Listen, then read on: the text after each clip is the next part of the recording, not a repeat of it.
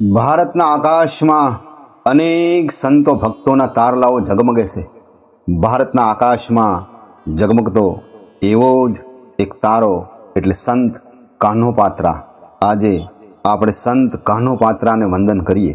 મહારાષ્ટ્રમાં પંઢરપુર પાસેના મંગલવેધા ગામમાં 15મી સદીમાં એક ક્ષમા નામની ખૂબ જ સુંદર અને સમૃદ્ધ નૃત્યાંગના ગણિકા ગાયિકાની કુખે સંત કાન્હોપાત્રાનો જન્મ થયેલ. ચંદ્રની કળાની જેમ ધીમે ધીમે સંત કાન્હોપાત્રા મોટા થયા. માતાનો વ્યવસાય નર્તકી અને ગણિકાનો એટલે અનેક લોકોની તેમના ઘેર અવર જવર રહેતી. પણ સંત કાન્હોપાત્રાને માતાનો આ એશો આરામનો વ્યવસાય જરાય પસંદ ન હતો. સંત કાન્હોપાત્રા તો ભગવાન વિઠ્ઠલની ભક્તિમાં મસ્ત રહેતા. એક દિવસ સૌ ભક્ત મંડળ સાથે સંત કાન્હોપાત્રા પંઢરી જઈ રહ્યા હતા. ત્યારે જ્ઞાનેશ્વર મૌલીનો મિલાપ થાય છે. આ સંતના સંગથી સંત કાન્હોપાત્રા ભગવાનની ભક્તિમાં ઓતપ્રોત થઈ ગયા. સતત હરિનામનું કીર્તન ગાવું એ એમનો નિત્યક્રમ બની ગયો. એક દિવસ બિદરનો એક માણસ તેમને જોઈ ગયો અને રાજા પાસે જઈને તેમની સુંદરતાનું વર્ણન કર્યું. અને રાજાએ એ સુંદરતાનું વર્ણન સાંભળતા જ પોતાના સૈનિકોને આદેશ કર્યો કે કાન્હોપાત્રાને અહીં હાજર કરો, મારે એને રાજ રાણી બનાવવી છે. રાજાના સૈનિકોએ આવીને સંત કાન્હોપાત્રાને રાજાની વાત કહી સંભળાવી અને તેમની સાથે ચૂપચાપ આવવાનું કહ્યું. સંત કાન્હોપાત્રાએ સાથે જવાનો ઇનકાર કર્યો.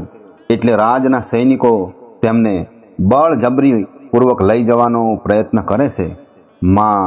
સંત કાન્હોપાત્રા કહે છે કે હું છેલ્લી વારના મારા વિઠ્ઠલના દર્શન કરીને તમારી સાથે આવું છું. ભગવાન વિઠ્ઠલના ચરણોમાં જઈ સંત કાન્હોપાત્રાએ કહ્યું કે હે મારા નાથ, હું તારી છું અને તારાથી દૂર મારે જવું નથી. તું જ મને તારામાં સમાવી લે. અને એ જ ક્ષણે સંત કાન્હોપાત્રા ભગવાન વિઠ્ઠલમાં ભળી ગયા. તેમના પવિત્ર દેહને મંદિરના દક્ષિણના દ્વાર પર સમાધિ આપવામાં આવી. ત્યારબાદ તેના પર એક વૃક્ષ વાવવામાં આવ્યું. રાજાને એ વાતની જાણ થતાં રાજા પોતે ત્યાં આવ્યા. મંદિરના પૂજારીએ બનેલી બધી હકીકત જણાવી. રાજાએ જોયું તો ત્યાં નાળિયેરમાં વાળ ઉગેલા જોયા. રાજાએ પૂજારીને પૂછ્યું કે આ નાળિયેરમાં વાળ કેવી રીતે ઉગ્યા? પૂજારીએ કહ્યું કે સંત કાન્હોપાત્રા ભગવાન વિઠ્ઠલ સાથે એક થઈ ગયા. રાજાને પોતાની કરેલી ભૂલ સમજાય અને ભગવાન વિઠ્ઠલ અને સંત કાન્હોપાત્રાની મનોમન માફી માગી અને આંખમાં આંસુ સાથે વંદન કર્યા. સંત કાન્હોપાત્રાએ 23 જેટલા મરાઠી ભાષામાં અભંગોની રચના આપી છે. એમાં જોઈએ તો પતિત તું પાવના મણવીસી નારાયણા, તરી સાંભાલી વચન બ્રીદ વાગ વિશી જાણ, યાતિ શુદ્ધ નાહી ભાવ દુષ્ટ આચરણ સ્વભાવ, મુખી નામ નાહી કાન્હોપાત્રા શરણ પાઈ. હે મારા નાથ, તમે પતિત પાવન છો. તારી પાસે કોઈ ઊંચ નથી, કોઈ નીચ નથી. અમે તો પેટ માટે શરીર વેચવાવાળા, પણ તારા દરવાજેથી તું મને પાછી નહીં વાળે. મારા નાથ, તારા માટે તો સૌ સમાન. હું તારા શરણે આવીશું. હરલી ભૂખ તહાન નિમાલી, સતાચી દેખેલી ચરણા બુજે, કીર્તનાચે રંગી આનંદે નાચતા, કાન્હોપાત્રા ચિતામ સમાધાન.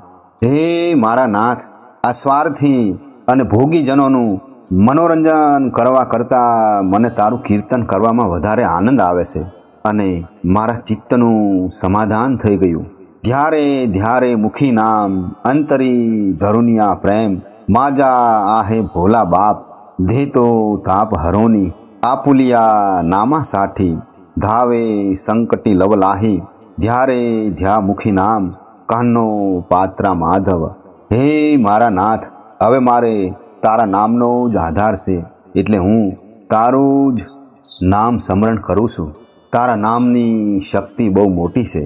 જીવીચા જીવ લગે માજે કૃષ્ણાય કાહ્નાઈ સાવલે ડોલસે કરુણા ये उदे काही शरण कान्नो पात्रा तुजला वेलोवली पाही करुणा ये उदे काही हे मारा नाथ मारा दोषोने गળી જજો મારા જન્મને સાર્થક કરી મારા પર કરુણા કરી અને મને દર્શન આપો અગા વૈકુઠિયા રાયા અગા વિઠ્ઠલ સખયા અગા નારાયણા અગા વસુદેવ નંદના અગા પુંડલિક વરદા અગા વિષ્ણુ તુ ગોવિંદા અગા સખુમાય ચા કાંતા કાહ્નો પાત્રા રાખી આતા હે ભગવાન તમે પુંડલિકને પોતાના બનાવ્યા તો આ દાસીને પણ તમારી બનાવજો હે મારા નાથ શિવ તો નિવૃત્તિ વિષ્ણુ જ્ઞાનદેવ પહી સોપાન તો બ્રહ્મા મૂલમાયા મુક્તાબાઈ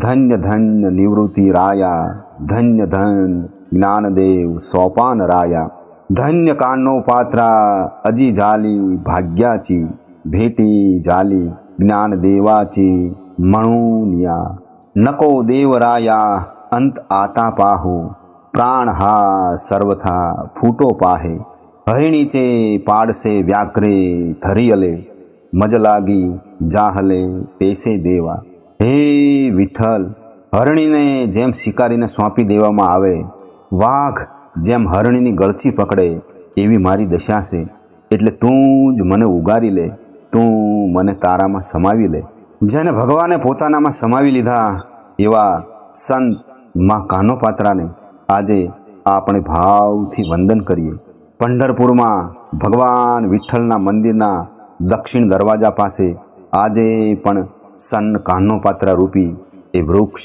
ઊભું છે.